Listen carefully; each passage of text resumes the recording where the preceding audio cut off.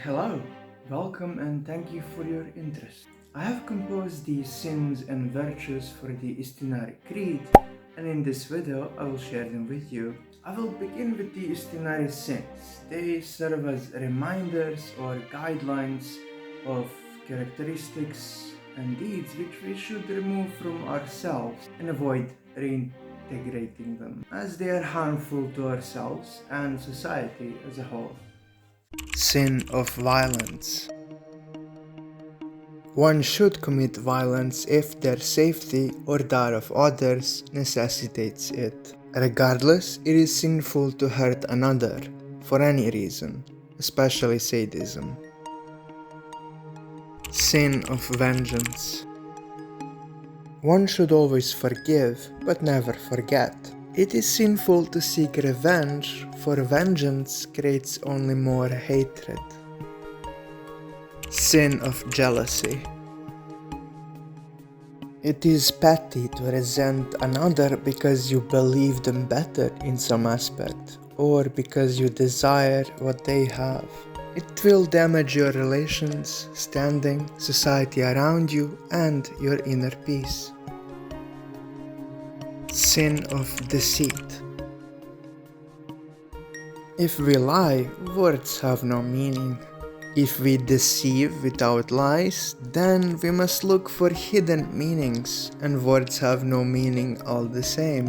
One should not deceive, though one should know that dying is more sinful than lying. If one's safety necessitates it, one may lie, though it is sinful still. Sin of vulgarity. To be vulgar is to behave in a graceless manner which creates responses of disgust in those who are not vulgar. It is also to use slangs and words which are illiterate with the purpose to insult or replace other words.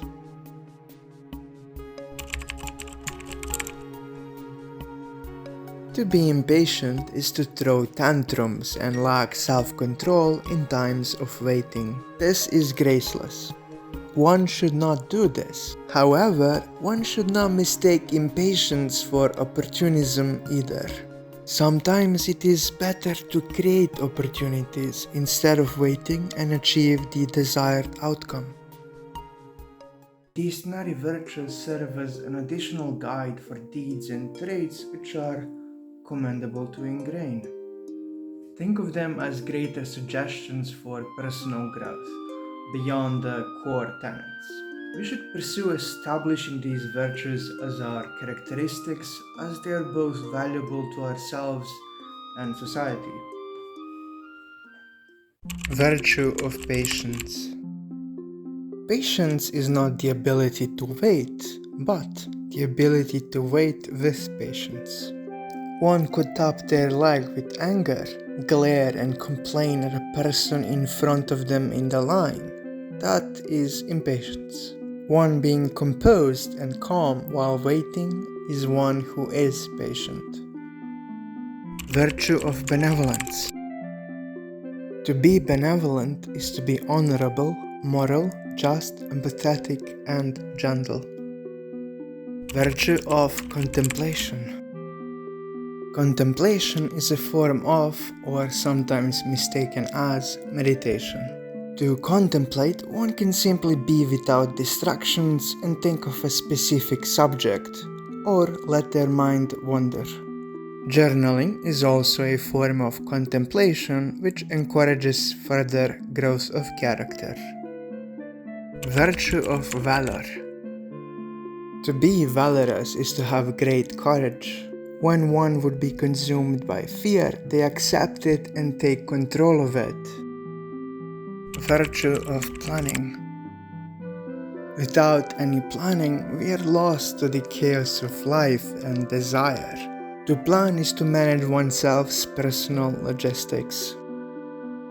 Virtue of meditation. Meditation is a proven way to practice awareness, self-control, and prolong life. Virtue of activism. Activism is a great way to meet like-minded people. It should be done to fix the roots of varying problems in society and the planet. Virtue of gratitude.